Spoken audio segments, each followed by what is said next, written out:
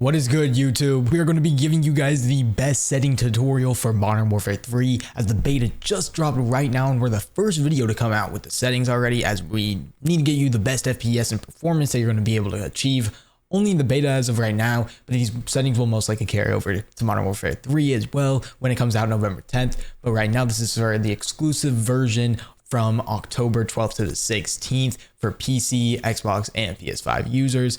Without further ado, let's just get into the settings. All right, guys, so as we can see, we literally just loaded up the game. We're running 70 FPS. So what we're going to do, obviously, is it's just a beta. So we're just going to run over to the settings, and we're going to go to our graphic settings. From here, we're going to want to make sure we're on a full screen exclusive to get the most FPS. Our main display monitor, whatever your highest screen refresh rate is, make sure you turn that on. All of that. We're gonna go to VSync, make sure that's turned off. For frame rate, you can do custom or unlimited. For the beta, it doesn't really matter. I do custom, and these are what I would target your in-game targets to. You can target this one to 60, doesn't matter. I do 70 just so that I don't get that other extra stuff. If I were you, I would make sure you restart your shaders, especially loading up a new Call of Duty, a new game. For then, we're gonna go into quality. This is where everything is going to be different. Okay, that dynamic resolution, make sure that's turned off. Upscaling / sharpening, you can put that on to fidelity cast or off. Either one works. If you're going to put it on fidelity cast, make sure you have this at around 90. That'll do the smallest one. Make sure if you're going to have anti-aliasing on, you do not use this when you have to use Filmatics SMA. And then you can either do high quality or normal. That's going to give you your most FPS to performance ratio. VRAM scale target. Pretty much what this is saying is that I want Call of Duty to take up 90% of my RAM right now. So I leave it at 90. But that's also because I have a lot of other applications closed. If you have a lot of applications closed when you're playing this game, I would turn this a little bit down so that you can have some other stuff to do it.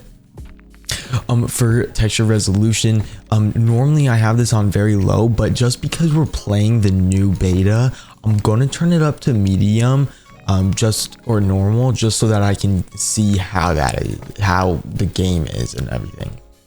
Detail quality level, we're going to turn that on to low. Particle resolution, we're going to turn that on to low. Bullet impacts, I keep mine on. If you need to save a little FPS, you can turn that off, but it's not really going to do that much. Persistent effects, this is pretty much nades, explosions, stuns, all of that stuff. I'm going to keep mine on. But again, if you need 1 to a little bit more FPS, you can turn that off. But again, it's not going to do that much in the end of the day. Shader quality, make sure you have that on low. Turned on-demand texture streaming on to off. Local texture streaming, turn that low. And then these are where we're going to really see our big FPS drops. Shadow quality, high. Look how much you can do when you change it from low to high or very low. I'm going to turn that on to low. Screen space shadows, I'm going to turn that off. Ambient occlusion, I'm going to turn that off. Screen space reflections, we're going to have that off. Static reflection quality, I'm going to keep that on low. So this is where I would keep this on near. I'd say you can keep all of these pretty much the same. Make sure you turn the weather grid volume off though. If we're gonna go ahead and just, yeah. All right, I would keep the settings like this. This is how I would change the settings. Leave it go. We're gonna go near, max, low, off, default. So that's how I would do the environment tab. All right, and the last but most important one, honestly, is going to be our view. So make sure we apply those. And now you can be on 120. Yes, 120 is going to give you the biggest field of view, whatever. But people don't know, especially for competitive gaming, you want this at around 105 to 110. That makes it so that you can, when you are in a close range fight, you get more aim assist. So I would leave mine on 110. If you're playing if you want to get high kill nukes, games, whatever. If you don't care that much, leave it at 120. ADS field of view. Make sure this is effective. It's going to give you that less recoil. And yeah, weapon field of view, you're going to make sure this is at wide. It makes your gun look smaller. You can see more enemies. Same with the vehicle field of view, but you're not going to need that.